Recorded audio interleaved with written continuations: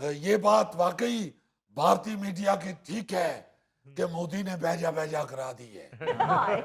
मैं तो यकीन मानिए कि इतना खुद रंजीदा हो रहा था। हमारा हमसाया है, हम क्या करें, हम हमसायों की इज्जत करने वाले लोग हैं। मैं तो खुद बड़ा रंजीदा हो रहा था कि किसी ने मोदी को मुंह ही नहीं लगाया, किसी ने उसके साथ हाथ मिलाना भी गवारा नहीं किया। आप यकीन मानिए, अगर उधर कोई ढोल वाला होता तो वहां तो बंगड़े डालने को जी जा रहा था। मगर मगर मगर मैं आपको ये बता रहा हूं कि मैं उनकी ये हालत देख के दिल में ये सोच रहा था कि मियां मोहम्मद बख्श साहब ने फरमाया है कि दुश्मन मरे तो खुशी न करिए। इसलिए इसलिए मैं ढोल वालों को भूल के वहां संजीदा बैठा रहा। मियां साहब, वैल्यू तो वाकई मोदी को नहीं दीगी। मैंने वो वीडियो क्लिप देखा है जिसमें बड़ी गर्मजोशी से मोदी चाइनीज सदर के तरफ बड़ा हाथ मिलाने के लिए, लेकिन वो उसको इग्नोर करके उधर की तरफ चला गया। मैं गौरी साहब, मैं आपको क्या बताऊं, अल्लाह माफ करे, अल्लाह माफ करे। जब वो उस ऑडिटोरियम में आए हैं, इतना ठंडा इस्तकबाल हुआ है उनका कि हाल में मौजूद हर बंदे को सर्दी लगना शुरू हो गई थी। उस ऑडिटोरियम का दर्जा हरारत -30 पे चला गया। लोगों के दांत बजने शुरू हो गए।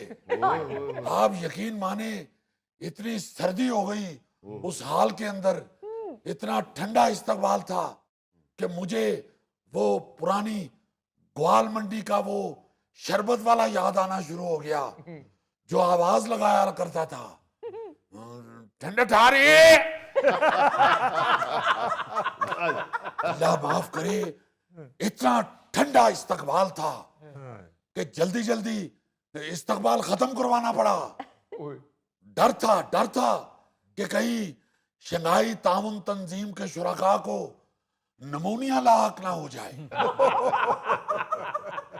जी जी मियां साहब, मैं ਉਹ ਸਾਰੇ ਸਰਬਰਾਹਾਂ ਦੀ ਗਰੁੱਪ ਫੋਟੋ ਵੇਖੀ ਏ।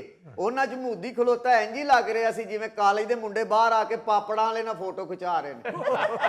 मियां साहब, आपके इस्तकबाल में चीनी सदर शी जिनपिंग की गर्मजोशी दीदनी थी। खैर अली साहब, आपका भाई तो वो क्या कहते हैं, वो लहते गया है। आप ये देखें कि चीनी सदर ने सिर्फ रेड कारपेट पे इस्तकबाल ही नहीं किया जी, बल्कि उनकी मिसेस ने खैर खैरियत दरियाफ्त करते हुए आपकी भाभी बच्चों का भी हाल अहवाल पूछा है। जिसपे चीनी सदर ने अपनी मिसेस से कहा कि सिर्फ भाभी दा ना पूछो, भाभियां दा पूछो, भाभियां दा पूछो। ये तो खैर तंजीम का इजलास था जी। आप देखें कि जापान के खिलाफ फतह की जो उनकी 80वीं परेड थी, उसमें भी चाइना के सदर ने आपके भाई को सदर प्यूटन से भी आगे रखा है। बल्कि मैंने उनसे कहा कि नहीं, रूस के सदर को आगे रखना बनता है। प्यूटन को जुडो कराटे भी आते हैं, वो राइडिंग भी कर लेते हैं, वो फिशिंग भी जानते हैं, वो बड़े कमाल के आदमी हैं, उनको आगे रखें। मगर चीन के सदर ने कहा कि नहीं पाजी, नहीं शहबाज साहब, तुसी अगे हो जनाब, तुसी बात दो। जिस तरह आपके लड़कों ने तैयारे उड़ाए हैं, तुसी अगे रहोगे। जी मियां साहब, मैंने वो वीडियो भी देखी है जो सदर प्यूटन के साथ आप मुलाकात कर रहे हैं। प्यूटन आपके साथ बड़ा हंस के बातें कर रहा था। हाँ, गौरी साहब, मैंने कहा जनाब दौरा करें हमारे पाकिस्तान का। हमारे वहां तो कहा जाता है कि जिन्हें लाहौर नहीं वेखिया वो जमिया नहीं। ते तुसी बगैर जमन तो ये थे इजलास जा गए हो। तो उस पे उन्होंने बड़ा कहका लगाया, बड़ा हंसे वो। उन्होंने हंसते हुए उल्टा मुझे रूस आने की दावत दे दी। अरे वाह। और उन्होंने कहा कि नवंबर में आप तशरीफ लाएं, पहले आपको हम मुझसे पहले भी दावत दे सकते हैं, मगर नवंबर में आए, मौसम बड़ा खुशगवार होता है और आपको तो वो रशिया की टोपी भी बड़ी सूट करती है। आप नवंबर में आए, लॉन में बैठ के एक एक कप चाय का भी पिएंगे और साथ लूडो की बाजी भी लगाएंगे। अब आप ये सुन के हैरान होंगे जी कि मोदी ने उनसे कहा कि प्यूटन साहब, वो लूडो के 4 खाने होते हैं, मैं भी आ जाऊं? तो प्यूटन साहब ने कहा नहीं, रहने दीजिए, असी वो सप वाली गेम खेडनी हो तो 2 बंदे ही चाहिए ने। मियां साहब, चलें ये तो बात होगी इस्तकबाल की, लेकिन असल सवाल तो ये पैदा होता है ना कि आपने इस इजलास में शिरकत की है, तो उसके बाद हमें हासिल वसूल क्या हुआ? अली साहब, फवायद का तो पूछे ही ना, बेशुमार फवायद हैं। जी भाई आप देखें, चीनी सदर ने इस तंजीम के रुकन ममालिक के लिए एक तरक्याती बैंक कायम करने की तजवीज दी है। और आप देखें कि जब उन्होंने ये तजवीज दी, मैं दिल में खुश हो रहा था कि ले जी, बैंक बन गया, साडा कर्जा पक्का है। और वो भी बगैर किसी गारंटी के। हाय वरना आप तो जानते हैं कि बैंक से कर्जा लेने जाएं तो वो 100 किस्म के कागजात मांग लेते हैं, जी हाँ। रजिस्ट्री मांग लेते हैं, जी गवाह मांग लेते हैं।